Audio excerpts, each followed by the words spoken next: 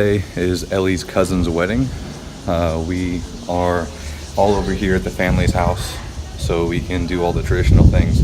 Right now they're downstairs. A lot of people are downstairs making the traditional food. Today also happens to be the day, it's the anniversary of Ellie's grandpa's passing. So we're about to pray to him. Right now they're setting it up. They're presenting him with food at his shrine.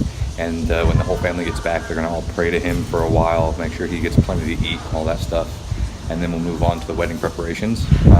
Once it's time for the wedding preparation stuff, I'm gonna change into something nicer. And we're gonna go over to Uncle Jimmy's house, where I'm basically the photographer. They told me last minute they wanted me to do the photography, and I said, dude, I don't even own a camera right now, I own a phone. So I'm borrowing Ellie's dad's Canon 550D with a Sigma 18-200 lens, which has an aperture range of like 3.5 to 6.3, and there's so much glass in it that there's not much actual light gathering. Even at 3.5, it has to get through so much glass that it's going to be challenging, because I'm trying to keep the ISOs as low as possible, being that it's an old Canon, and it's going to be a trick. We'll see how I do with this thing.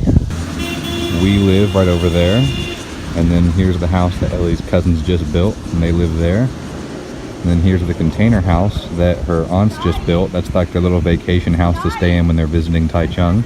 This used to be the roof of the house. So one of the very common things here is that buildings are not only overbuilt for earthquake protection, but they also have in mind they might want to extend them one day. So this was built as a 3-story house with this being the roof.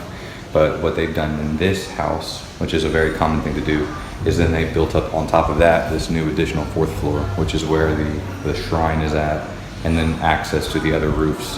Something similar to what I'm going to do to make my workshop.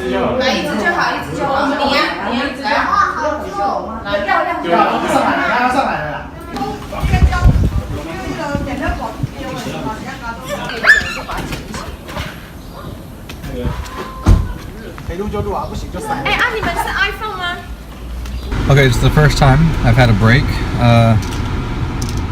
It's been hot as balls today. It was like in the mid-90s. I don't know what it is in Celsius, but in Fahrenheit, mid-90s.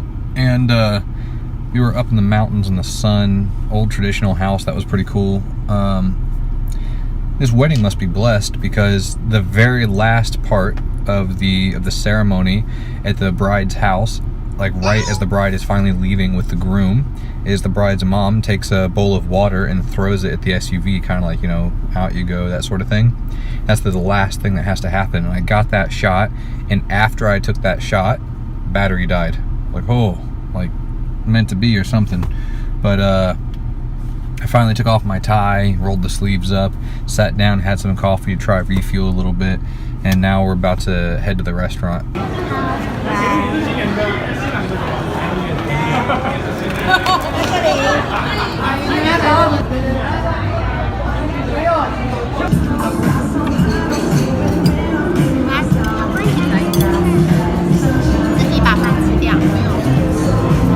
Okay, I'm editing this video and I realized that I forgot to record something, or maybe, I don't know what happened, but so very quickly, wedding turned out okay.